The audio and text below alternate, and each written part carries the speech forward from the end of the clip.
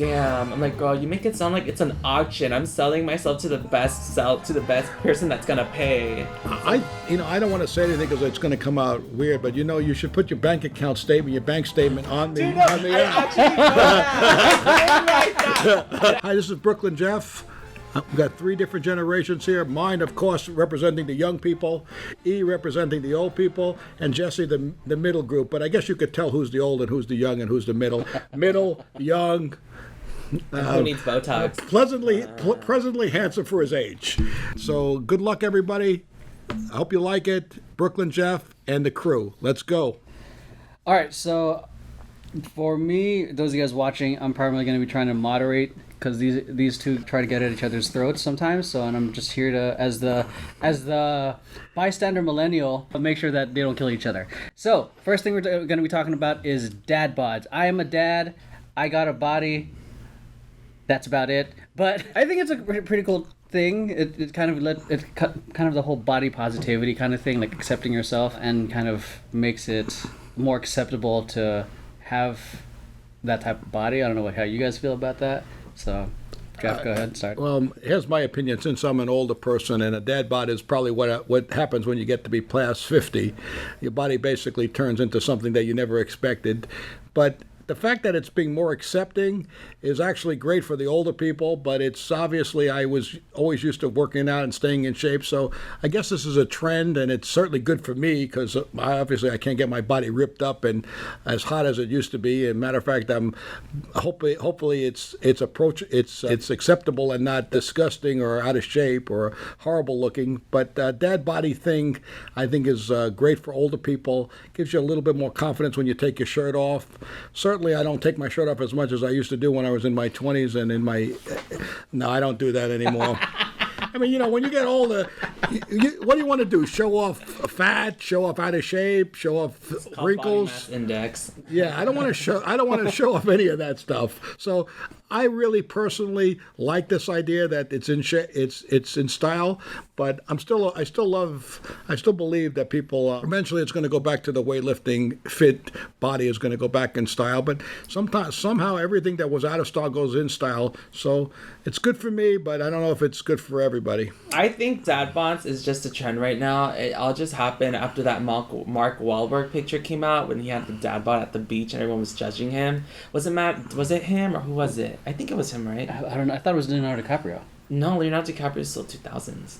No. Anyways, what's it called? So yeah, probably that's why it's trendy. I think dad bods is kind of like, well, it really is like if you're into like the sugar daddy vibe, it's kind of like, yeah, I need someone to pay for my school, so I'm like, I might as well go for it. And between our ages though, like if you go back to like the Gen Z people, all of us, even millennials right now, all over social media, it's all about fit, or like my cousin says it, living fitness, even though we only go to the gym like 1 to 3 times a week. To go to the gym. We just dress the part, but just sometimes we forget to actually go. Yeah, so I don't know. For me, on my point, I feel dad bods is a trend, but probably it's like a trend for older people. Or just to get cash out of older people. Someone needs to pay for my tuition, not me.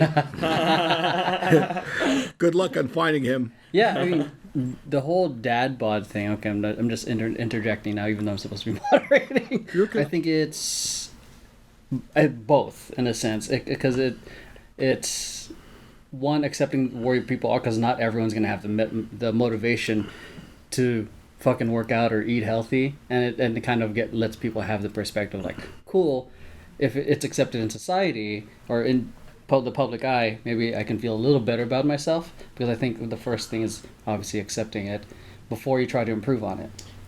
So I think that's like with everything, you got to accept everything and be happy, because that brings in a topic that I was reading about yesterday on Facebook. It's Tess Hollandaise. I don't know if you guys know Tess Hollandaise. She actually has anorexia nerviosa, but that basically means that when she looks at herself in the mirror, she doesn't see herself as her best image, and she actually sees herself as a big person, even though, she's always been proud of being a big person. She says that being on the media for so long, after having a baby, being a model, trying to change her diet little by little, it really really doesn't work out, and that actually brings in a topic that's true. I think that it's between people of all of our ages when it comes to body images, you know? It's like we're sold this picture by social media. I could say Insta models, because, you know, even me as a past Insta model for Into the AM and High Heart Raves, all of our pictures go through post-production, like Photoshop and stuff. So there really isn't a true image. I think the true image of beauty is really from what comes within and what you want to represent, and that's something that Tess Hollanday actually said in a statement yesterday, and I 100% agree with that, while keeping in the body images. All right. So, I mean, what about you, Jeff? Look, I think what this is that, look, females have always had to live up to expectations of models. Female models have been are highlighted on television. They're highlighted in ads, and now there's a whole new generation that sees people for who they are and allows heavier set models or models with fuller figures. And I think the same thing is now happening to men. Mm-hmm. Men are now getting the same treatment as females in that respect, that they're getting to have bodies that are a little out of shape, a little overweight, not perfect. And you know what? It's a lot easier to keep a non-perfect body than to keep a perfect body. And if you like to eat, which I do, it's really tough if you don't eat perfectly. So I'm happy with this, but I do think it's a trend. You know, there's a certain appeal to having a ripped up body. Not everyone can do it, and certainly I understand it's very difficult, and it's not for me. And the bodybuilding diet that you must eat in order to stay in that type of shape is so restrictive that it's not a fun life. I mean, and so I think that this is a good thing for society to accept everybody, but I bet you still that the females in this world are still attracted to the ripped up guys with the great bodies. I mean, aesthetically, and I think whether it's socially acceptable or not, look, people say a lot of stuff and then they do the opposite. Oh yes, that bodies are great, and then they're attracted to the bodybuilder with the ripped up body riding on the back of a motorcycle. So what can I say? You know, there's a lot of things people say, and a lot of things people think are great, and it's socially acceptable because we're in this new accept everything world, but I don't think it's real. I think it's kind of a little bit fake. Okay. Yeah, definitely, because look, watch what they do, not what they say. If I took off my shirt and then a bodybuilder from Gold's Gym took off his shirt, and you ask a pretty girl who she'd rather be with, if she says me with my dad bod, I'd faint. That'd be a funny bit. Do that. All right, so let's hop into the next one. I think I'm pretty interested in this, is dating in your generation versus dating in your generation, or kind of like in our generation, because I was in the middle of like having to approach people, then the apps came in. You're like the OkCupid meets Christian Mingle. Yeah, so like your thoughts on... You want my opinion now? Yeah, go ahead. Okay, well... dating. Look, I never used an app. I used the approach where you have to think somebody likes you, and you have to go over and get rejected in front of them. So really, it's difficult to tell you how it went, but really when you look for someone who you thought was attracted to you or interested in you, and then you went over and you said, hey, would you like to go out to dinner one night or go to a movie? Those were the days where people were actually going to movie theaters, and we'd go to dinner and it'd ask for their phone number. And then a lot of times you get rejected right to your face. And really when you would get rejected to your face, it hurt. It hurt. I mean, you knew that you could not see that person ever again without being humiliated that you got dumped, or I don't even know what the word would be, dumped, but I guess it was dumped by her because you really thought you liked her. Well, see, the thing is, you weren't going over to a girl who you just met. You actually were talking to her for a while. So you were thinking that she liked you, so you had deceived yourself into believing that there's something there when she basically flat out tells you no. You realize that all these months that you were planning this one moment where you're going to go over there and you got your courage together, she just kicked you right. Basically, it's like in 10th grade. It's actually like a kick in the nuts, okay? You look at her and you're like, oh man, I humiliated myself. She's going to tell all her friends. Now I look like a moron. And usually you didn't have a second one in line at that time, so you were basically in line. No, because it wasn't like Make you it have an sound like app. you have a list. I know you pimp it. What's up? No, you were just trying. This was your first choice. She dumped you. You were in trouble. When she said no, you weren't going to have another one lined up that's going to take you. And especially if some people found out that you asked her out and she said no, now you look like a dog to everybody. And honestly, you weren't getting very. Is this like in high school or is it like in the neighborhood? Like high school and beach clubs. I used to go to a beach club and we used to meet girls over there and. You kind of knew if they liked you because they would follow you around a little bit. You could kind of tell. So I would try to look for those tell signs that they liked me. They'd follow me around. They'd or the laugh. Hair clip, Yeah. Or the sentinel, like, oh, you're so funny. You're such a great athlete. Oh, I love your hair. You want to? Can we go? Can we? Or when they compliment you, like, oh, so are you lifeguard? Yes. Yeah, that's hot. You know what it is? They would actually show up. You know what it would be more like? You happen to be right in some ways. They would show up where you were. Yeah. Like if you would go to the cafeteria, you'd see them. If you'd go to the tennis courts, you'd see them. If you'd be sitting somewhere, they'd try to sit near you. They never sit really real close to you, but they'd be in your space. That actually reminds me of I don't know if you watched that movie Grown Ups, the first one, Never. where the little boy, he's practicing football on the field, and there's the little chunky girls with this like, go Quincy, go. And then she takes off her boots and uses them on pom-poms, and she's all there like playing around and shit, and then you just see Adam Sandler's character say, he's like, I think she likes you. Well, it's kind of like that, Jess. It really was. And when you got rejected, it hurt, and it hurt. And you know what? Sometimes you wouldn't even get rejected. Sometimes you get fake phone numbers. Oh yeah, that's so easy to do. They give I you actually saw this video from the 90s from an Instagrammer I watch, and she's like, when a guy that comes up to you at the mall comes to you, she's there with like her pen and her pencil, like ready to give out her number because there was no phones. So she's like, here's my number. When it was a guy she liked, she would use a pink paper, and when it was someone that she thought was ugly, she would just take out the blue one, and she said she would just choose a random number from the yellow book. Wow. They would. They'd give you fake numbers, and then you would still be humiliated because you wouldn't realize right away until you called it because you didn't have a cell phone in those days. You'd have to go home, wait a few days, and call it. Then you realize, wow, I've been an idiot. She doesn't like me, and I waited 4 days for this. That hurts. Like you're all excited. Oh, I got a number, and you're like. That even still happens nowadays. Sorry, wrong number. See, they used to have. Sorry, wrong number.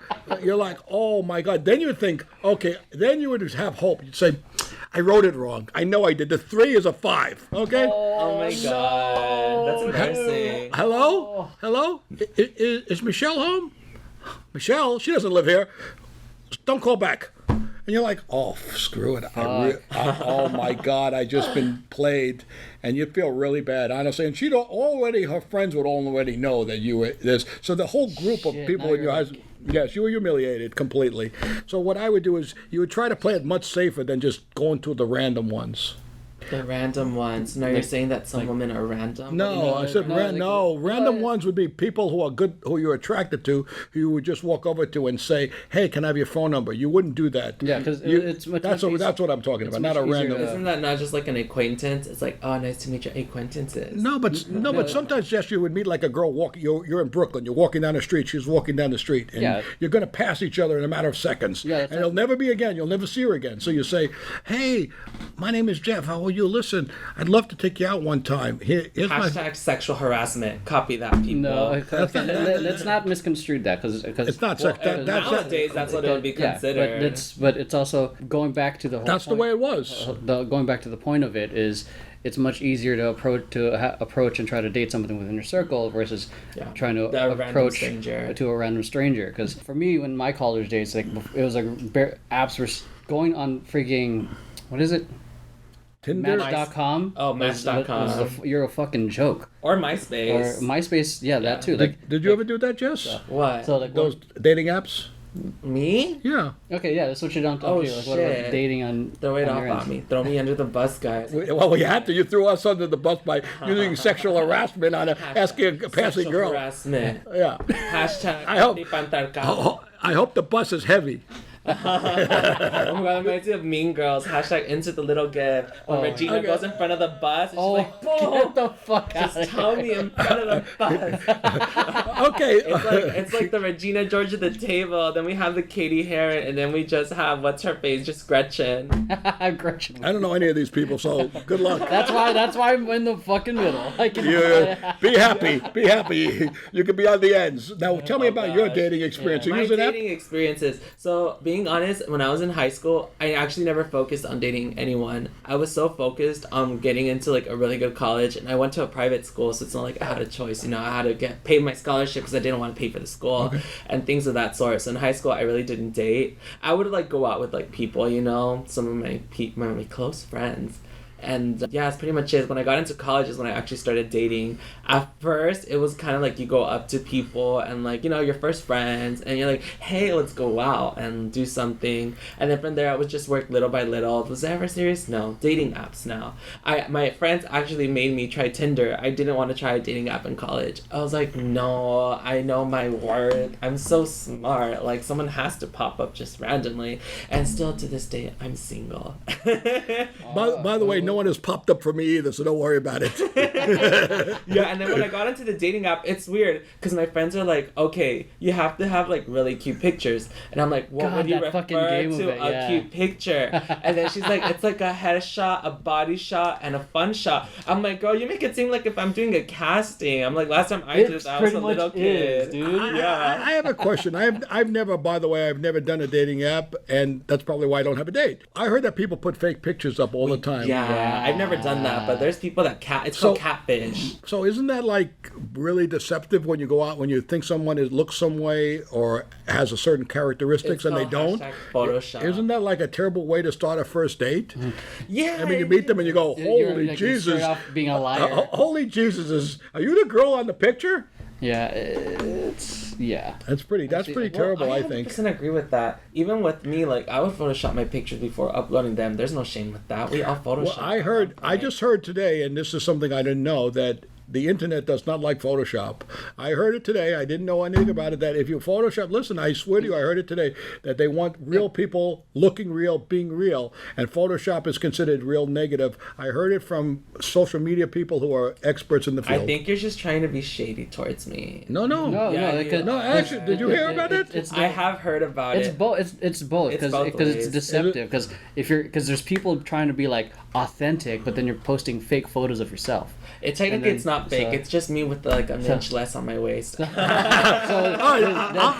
accept that. Therefore, it's an inch off of that brings lying. out a whole other debate though. While we're still on the dating app, because that brings up Instagram. Because it's like there's these pictures of like the girls with no makeup, and then there's the girls with makeup. There's this TikTok that moved on to Instagram. Then it's like it's like a Karen, and then it's like another girl. It's like, so I heard, Karen, that you don't do your makeup. It's like, no, I just need 10 minutes to do my makeup. It's just some mascara and this, and they put like this girl like really nasty looking, and then it's the other, it's like with like beauty makes you like, I know. So then that brings up to the whole thing that I feel like even though people say that, I still think that's not true. All right, I honestly just because I honestly had no idea. I just heard it, so I just mentioned it to you because I heard it wasn't anything about you personally. Personally, I'd like to be photoshopped, made look like. I prefer to look like Thor. Probably Thor would be my first choice. Brad Pitt would be my second. George Clooney my third, and any other young actor that's handsome, please consider photoshopping me with his body and my face. Okay, we'll do that for stunt double. So it's like anyone looking for yellow hair comes through the falls down. Yeah. If anyone comes through the roof, Brad Pitt is like, Brad, I'm not looking for much. Oh my god, but back to the dating apps though, what's it called? Then you have to make a bio. Right? So when it comes to the bio, I remember all my college friends were like, so what are you gonna write? I'm like, I really don't know. It's like I run a shit ton of businesses, so I have my friends, and I'm like, I'm in college, and it's like I'm self-made, and then she's like, damn. I'm like, girl, you make it sound like it's an auction. I'm selling myself to the best person that's gonna pay. I don't want to say anything because it's going to come out weird, but you should put your bank statement on the app. I did write that. I didn't. I wrote it like this. I'm like, here's my holdings. Now you'll get a lot of dates. No, what I did was I wrote down, if you have a credit score that's under 700, don't message me. I love it. That's what I wrote on there. Since we were talking about this just now, let's actually hop onto Bitcoin and what happened. I know there's a list here, but you were kind of getting heated in a sec. So Jess, actually start off with this. That's one. Hot. Hey guys, welcome back. So basically what happened is this with Bitcoin. So I don't know if you guys noticed, but on SNL, what's the guy that owns Tesla? I forgot his name. Elon Musk. Elon Musk went on SNL with his wife Grims, and they were playing Princess Peach, and he was playing Luigi. Pretty cute.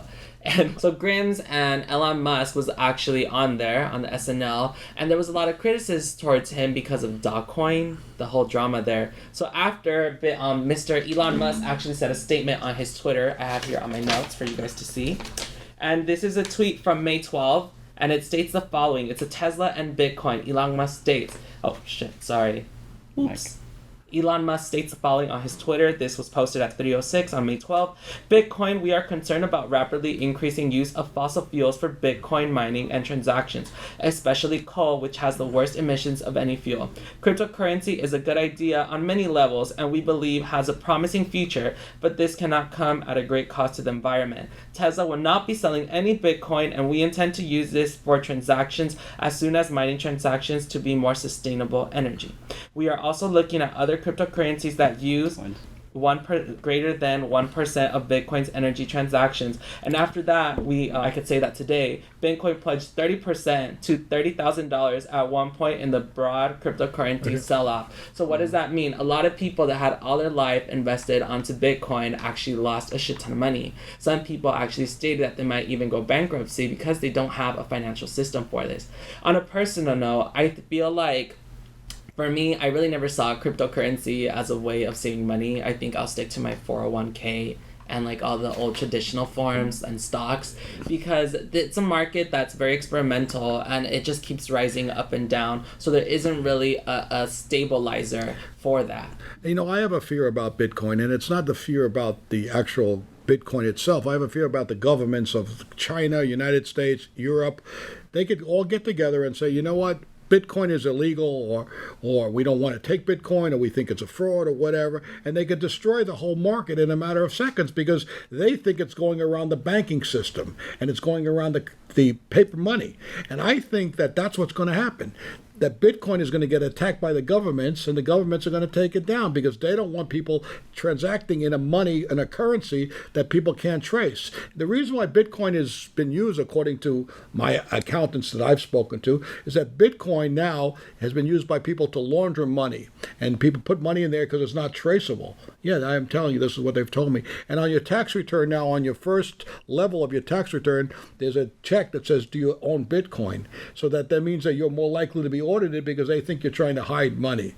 So Bitcoin, look, I'm not sure anything about Bitcoin. People have made millions of dollars in it, and I think people deserve to make money in anything that they want to do. I just am afraid that because it's going around the government in some way, that the government may attack it. And what can you do if the United States, Russia, Germany, all these countries say Bitcoin is now illegal or cryptocurrency is no longer valid? All of a sudden, people are broke. Yeah. And if your high life savings are in this stuff, you're broke. And you know what? When you're at my age, which is a tender age, you don't really want to have to start all over again. It's a tough moment in your life if that happens. So it makes me very nervous to think about it. Well, yeah, I agree with you, especially for the elderly community. You know, people that are older age. Did I have to hear elderly? Yeah. Do you have to go elderly? How about Goodwill senior discount? Well, I do get the senior discount. I love it. Unfortunately, I get 10% off. You know what? I want to tell you about the senior discount. It's so humiliating when somebody says to you, sir, like this is what happened at Ross, sir, are you a member of our Tuesday club? And I'm like, Oh no, I look at the sign, it says Tuesday Club 55 and over, 10% off. I wanted to say, I'd rather pay the 10% than you humiliating me. I actually do use the discount. I take my grandpa in on purpose. me and my sister and my cousin, we like going to the Goodwill in Pasadena by Colorado Street. And we take him on Tuesdays. We have all of our stuff like fixed up. And we just go to the cashier. We hide it. We're those people that hide stuff in the store. And it's like, here, this is our purchase. And we get that 10-15% off discount. I mean, it's important. You know, all I got to say is good luck to everybody. I hope you all make money. And Elon Musk, I have an idea for you. Get the Tesla stock that I own up, okay? Stop bothering Bitcoin and make your stock more profitable for me. Thank you. My personal comment to Elon Musk and Grimm's, congratulations for your baby, first of all. I think I'd like to say that it's really important to keep focus on the environment, especially at a time right now that we're burning down so many trees at this point that we really can't clean the oxygen in our community. I give totes to you and thank you for what you do. And for SpaceX, it's a very good adventure. First, let's say none of us are financial advisors. Hey guys, back here, look at me. None of us are financial advisors. None of us in this building. All together now. None of us are financial advisors. We know nothing about what we're saying. We're just giving our opinions. Do I know? Let me give you my financial advice. Dogecoin. I'm just kidding. Don't. Don't even get me started with that. I'm gonna give you ways so you can make a lot of money. Ask me for my stock picks. Go the opposite way of everything I pick, and you'll be rich. Okay, let's switch it up. Okay, so geek and nerd culture. How it's pretty cool to be a nerd now. Like esports is a thing versus growing up, or being into comic books, which was not that cool for me growing up, is cool now, or even Marvel, which is in the mainstream. Well, Marvel is owned by Disney, so they have to be trendy. Well, it was even then, prior to Marvel, Disney buying them, Marvel was on its way up because of how Blade did. So what does it really mean, the nerd culture? You're talking about a culture of people being kind of nerdy and into themselves. They're the geeks, the outcasts, no one talks to them in high school. D&D wasn't cool back then. Now it's a freaking cool thing.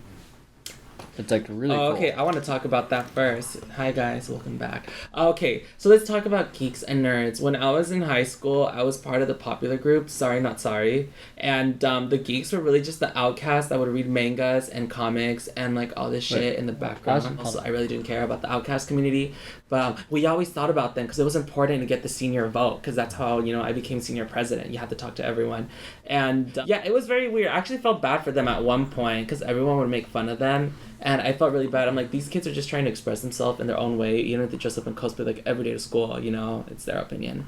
And then after a while, when I got into college, like that became really trendy after Stranger Things. I don't know if you remember Stranger Things made Dungeons and Dragons really trendy, because that was kind of like the base for season 1. Mm-hmm. And that's kind of like where it all exploded. That and the Marvel and DC revolution. I'm a DC person, team Harley Quinn and Joker all the way. Mm-hmm. I'm not really into Marvel. Now, my opinion of it is that nerds are always cool in school, because if they were usually the smart kids, and the smart kids always could get a certain amount of play or a certain amount of attention because their grades were so high. There was always, I happened to be, I may not look it, but I was actually kind of smart. So when I did well in school, I did have a lot of females who wanted my notes or wanted to study with me or things of that nature. It was always for a purpose. It really wasn't because they loved me. They just said, hey, Jeff, can you help me with school? Can you help me with this class? So yes, there was some benefit to being a little bit nerdy, but I really didn't have that nerd look. I still kept kind of a long-haired, athletic look, but I was kind of nerdy in school because I figured... Like you were like the hybrid back then. He was the jock athlete. Yeah. For me, I was the popular nerd.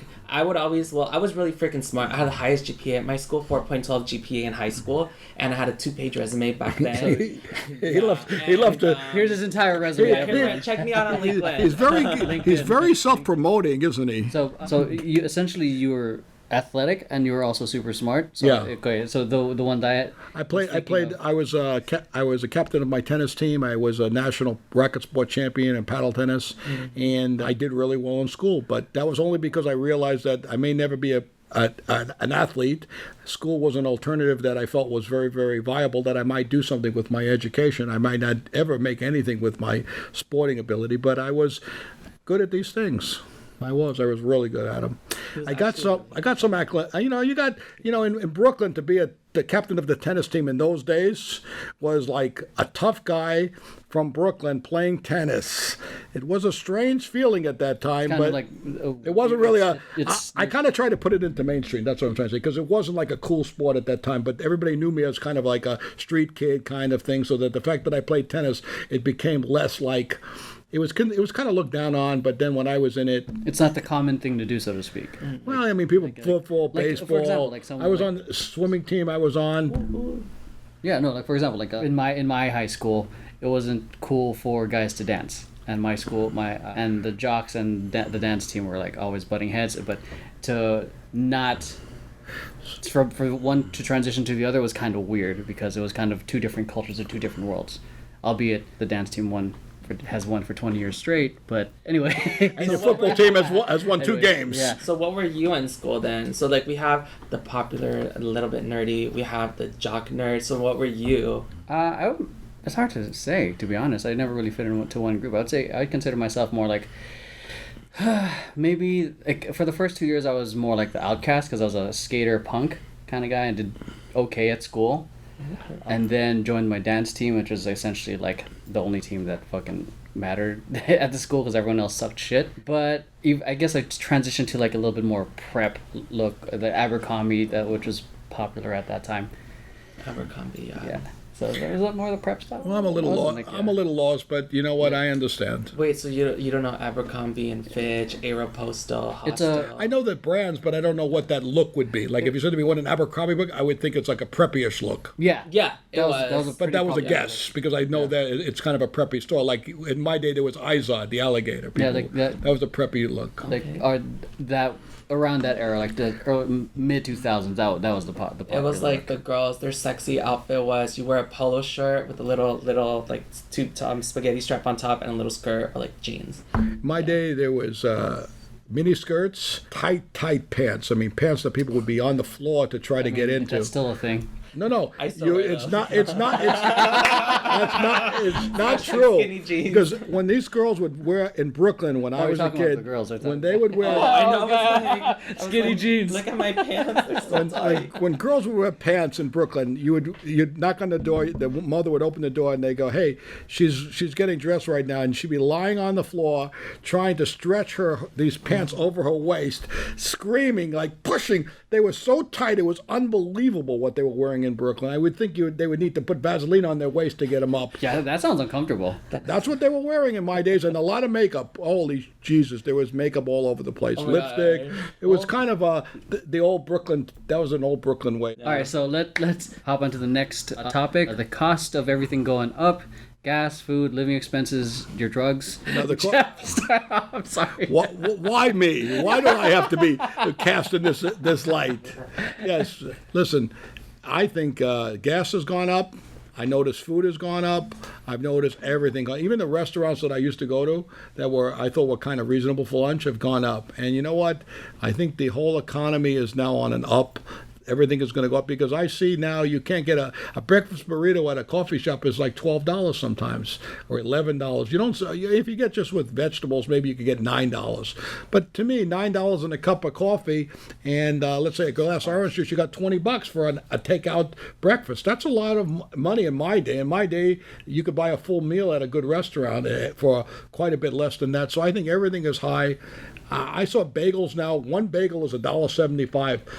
I mean, I worked at a bagel store. No, really, they are. At East Coast Bagels, one bagel is $1.75, and it happens to be a great bagel store. But that's a lot of money. I worked in a bagel store as a kid. I think they were 25 cents, 20 cents a piece, 15 cents. I'm Mexican. We don't do bagels. We do pan dulce. Well, no, I don't know about that. I'm like on both worlds, like bagels, pan dulce. What do you eat? Everything. So do I. That's why the dad body, keep the dad body in. Oh my God. Well, if I want to eat everything, the dad body is perfect. As long as it's in, I can eat whatever I want. Once it's out, I got to go to kale. I love kale salad. You do? Started, yeah. You are a strange Here, like one. 2 streets away, they had this. I put kale in my bagel and then I eat it with my bundles. I'm just kidding. Exactly. This is like a And then I put some sprouts on top of that. Oh, I love sprouts. All right. Avocado toast. Ooh. Avocado toast is $10 for toast with an avocado on it. What the? What about you? Go. Your thoughts on the cost of everything going up? I've noticed the cost of everything going up once I saw my American Express bill. There's times that I don't look at how much I pay. I'm like, I just swipe or I scan or I tap. And yeah, it's true. I noticed that with the gas prices. I remember we were like at $3 and now it's like almost reaching $5. Dude, there's this one area, I forgot where in LA, it was like close to $6. Close to $6? Yeah. That's expensive. Oh, God. And I feel like once gas prices go up, this is my theory, me and my mom's theory. Hi, Mom. I don't know if it's true, but Shout out to everybody. Shout out to all my Insta contacts. Shout out to anyone who's ever met me in my life. Except my friends from high school. I hate you. I do. I hope you can get over it one of these days. Dude, no, but once gas prices go up, the prices for everything go up. Another thing I noticed that's with rental cars. So this upcoming week, I'm going to Vegas again for my graduation. I graduate tomorrow from undergrad. Congrats, Thank you. dude. Hashtag Cal Poly Pomona Broncos. Congratulations. Thank you. And I noticed that Miracles do happen, by the way. Oh, you were here like being genuine. I couldn't help it, Jess. Yeah. I couldn't help it.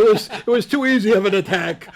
Sorry, go ahead. You're I'm sorry, but Hashtag bullying. I'm a cyberbully now. Yeah, you are. Okay. Anyways, so what's it called? We were gonna rent a car online, and I still technically am employed by the LA Superior Court, so I was using my government discount. Even with the government discount, it was $250. Last time I went to Vegas for 3 days, I spent $150 for rental cars. Did you use an online? I did do online. It's that much? Yeah, it's that much. So I go into my local branch store and I tell the manager that my dad knows since I was a baby, and he told me like what's going on. The prices wasn't this bad because I just recently went like a few months ago, and it turns out that Enterprise, because the gas prices are going up and because people are getting their stimulus checks, the corporate is making the prices go up because they're like they could afford it, and especially now that we're getting another stimmy. You know what? You might try to rent a car. I know this because I used to rent cars on the weekends once in a while. You might try to go by the airport, look if there's an airport location. No, those prices also went up too, and those are the ones that are more expensive than your local. Then you might as well fly. Stores. Why drive? Just fly. You know what? It's only experience. What?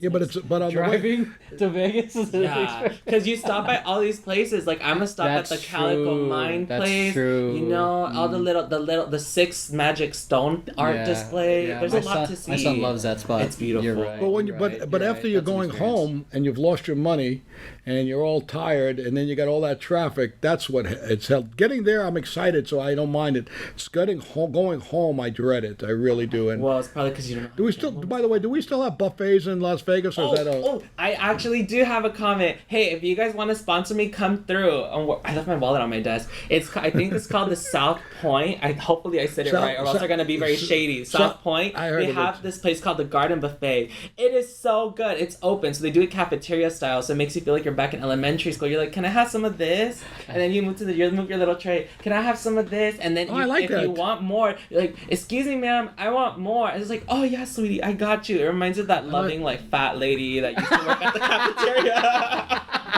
There goes the fat shamer. Okay.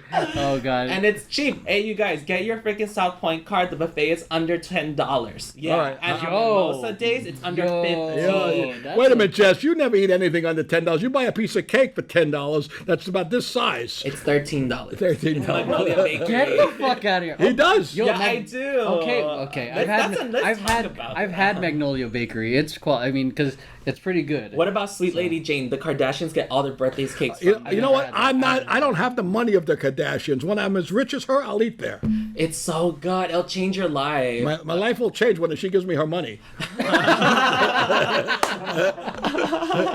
Oh my god, it sounds like Kanye right now trying to get his career back. He's like, hey babe, ex-babe, like, can you please give me some cash? Be careful. Oh, no. I hate Kanye. Well, that's good to know in front of everybody. Or like Kim says it, Kanye. I got another one that I want to talk to. Millennials following their passion versus working. That's one. Can you discuss that? You're the moderator, so it's your topic. Sorry, everybody. Got a little ahead of myself. Yeah, in terms of millennials, I guess, quote unquote, following their passion, or like a lot of people going into this whole hustle culture and everything, there's this misconception on my end, like that millennials don't want to work. When for me, I'm fucking working 12 hours a day. No, you're not. I'm on the shit. The thing is, it's on shit I care about. I remember going to a fucking corporate job, and I was even offered a position to be head of marketing for some companies. Mm-hmm. I was like, fuck that, because if it takes away from the time that matters to me, for me at least, I've defined what matters: like family, work, and freedom of time. Having nice control of that. And if it takes away from the number one thing, which is family, because they would require me to go from the far. I'm not gonna disclose where I live. Let's just say it's on the east side of downtown LA, all the way come. I'll post his address later. Don't worry. No, please protest in front of it. But if it takes away time to spend time with my son, I'm not for it. Okay. So, and then that's what I'm passionate about, to be a good dad. But also, if it's something I don't give a shit about, I don't want to fucking waste my time on it, because this is the only time I have alive. Why am I going to spend time being unhappy? Because I get there's the whole thing of work to make a living and all that shit, and you have to pay bills. Yes, I've had to do that where my family was evicted, and I only had 2 weeks to find a place. Wow. So, and then I had to find a job. I bounced a few jobs to help me get back on my feet. But then I was like, peace out. I don't give a fuck about this shit. So like I know I got skills that I can fucking help you guys out. I just need to make a living in the moment until I can further support. This is also like while building this company up, like I was working to pay my bills and also build this company simultaneously. And then once I got good enough where it was safe, I was like, I'm gonna go all in, which is what I've been doing. And then where it's gone to the point like where working is my passion, which is why I'm okay doing 12 hours a day, because to me it's like a video game. You know, I'm from a generation where we were all work. You know, I came from a poor family. We all worked hard. We tried to make a living, and certainly we wanted to follow our passion. But we always believed that you got to earn some money to and then with that money, use it to follow your dream or your passion. But if you don't have any money in your bank and you're trying to do your passion without any money, I didn't think that was a good combination, because I was poor. So what was I going to do? Live on the street? So I had to have a regular job, then try to follow my passion. This is kind of following my passion at a late age, because this is kind of what I really always wanted to do. I just didn't see myself able to earn a living doing this. I would be probably living in my car. I just felt like in the beginning of my life, I would be living in my car. I wouldn't have a shower. I wouldn't have a warm place to live, and I'd be very nervous. So I tried the regular approach, which is getting a regular job and living my life normally. But I've always wanted to do stand-up or do comedy things or do a show, and it just I never saw any way to monetize it. Yeah. If I saw a way to monetize it, I would have immediately done it early on and think, okay, I could pay my bills. But I always thought about bills and finances, because I grew up so poor. I didn't want to be broke, and I didn't want to be homeless. And my mother had nothing. My poor mother was broke. That's how we lived. We had a few bucks, and that was it. We basically ate at home. We got a few dollars. We had not. It's not like I wanted for anything. I don't want to say that about my mother. It's just that I knew we were poor. Yeah, it's kind of like the environment what you were brought of, and the values, and this is one of the reasons like I kind of admire what you're doing, because you're in a sense being a testimony to a lot of people. It's like, fuck age, I'm gonna go follow what I'm passionate about. So because and albeit like my generation kind of had an advantage because fucking internet. Correct. So, and back then, because back then it wasn't as easy. I would assume it wasn't as easy, because the number one lesson I learned from business is like cash is king. If you have no cash flow, you're not. What the fuck are you doing? So in a sense that makes sense. Get a job to support the thing you're supposed to do and build. So, sorry, like I've gone off. Jesse, you wanna? Was your time on internet was AOL, right? It was like yeah, we had to interrupt. And then it's like your mom's on the phone with your auntie. It's like the minute you're on the phone, it signs you. Yeah, exactly. It's like what I just said in Spanish was, "Hey, auntie, I'm trying to use the internet on my computer. Can you call later?" Yeah, because that's what I had to do. I also had the AOL when it started when I was a kid. You've got mail. You've got mail. Got Mail. I missed that. That was a nice thing. Now it's just annoying. Yeah, it is. You know what? get so many I kind of like the voice, to be honest with you. Yeah, I feel like I could totally relate to the Team Millennial hashtag Team Millennial. It's all about Millennial Pink. Oh my god! Where's Millennial Pink? Oh, I my forgot that was God. a thing. What? Yeah, it was a thing. Millennial Pink. Millennial has their own version own of colors. Pink. You know, We'll pop it. If it's Pop up an trendy image. and it's trendy, Jesse knows it. Yeah. I have no idea. And I grew up in a family as well as Jeff. over here, Mister.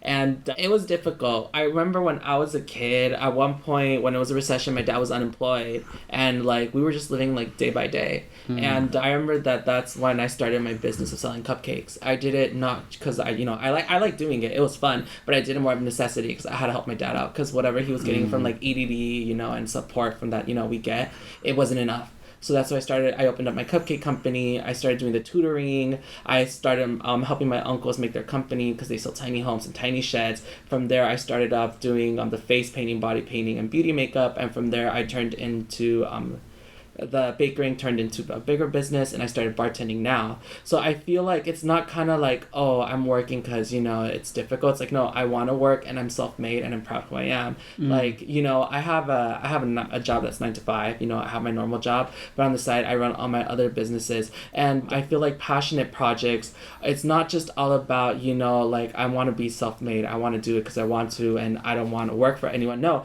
it's kind of like I'm doing it because it's fun. It's me. I want to leave a legacy for myself, and it actually shows your skills more for when you apply to a regular job, and it makes you divergent, it makes you different. And even when you apply to schools, it's supposed to help your application be bigger. I'm saying hope because some law schools haven't gotten back to me. Yeah, I'll put in a good word for him. Call Jesse immediately. Yeah, send him an acceptance. how do you say that website I said wrong? The LinkedIn? LinkedIn. I always say it wrong. Hey guys, check my bio down below if you're from Check- Southwestern. Yeah. And it's true, Yeah. all my friends always come up to me saying that I was an inspiration. I'm saying because the majority of my friends now own their own businesses, and they're like, hey Jesse, you inspired me to open up my own business and do this and do that. And last year I went through a depression, so when all my friends opened up the majority of their businesses last year, and when they were calling me, I felt so great. It helped lift my spirit, and it makes me feel like I'm not just like any regular person, a regular student, or a regular human being. I'm someone that's a leader and can help people develop themselves as better human beings. I want to say one other thing that I think is important. Look, any way you could support yourself and make a living, whether it is a very positive thing. If you could earn money opening your own business, whether it's selling cakes, bartending, doing internet radio, doing podcasts, doing YouTube, whatever you do to make money, then you could use that basis of money and try another business and go another business and make more money and become successful in this country. We're lucky to live in America, even though it sounds very political. It's not. We're lucky to live here. A lot of countries wish they had lived here. A lot of countries are poor. People don't make money. We make a lot of money. We have opportunity, whether we like what's going on, we don't like what's going on with the politics. I don't care. It's still America. We're one country, we're one people, and we all, whether we're different races, different colors, different creeds, we're all one country, one people, and we're all American citizens, all in this together. We're all in this together. Once we- And We're all in this together once we know. and as a professional dancer, we're going to have a dance-off, everybody. So get ready. It's going to be E versus Hopefully we Jeff. don't get demonetized. I'm gonna- don't sing it too good. Please don't sing. We'll lose all our fan base. If you sing it too good, They'll demonetize us. We'll lose our fan base immediately. This is Brooklyn Jeff. I'd like to say thank you very much for listening. I hope you heard some things that you liked. I hope some things made you laugh.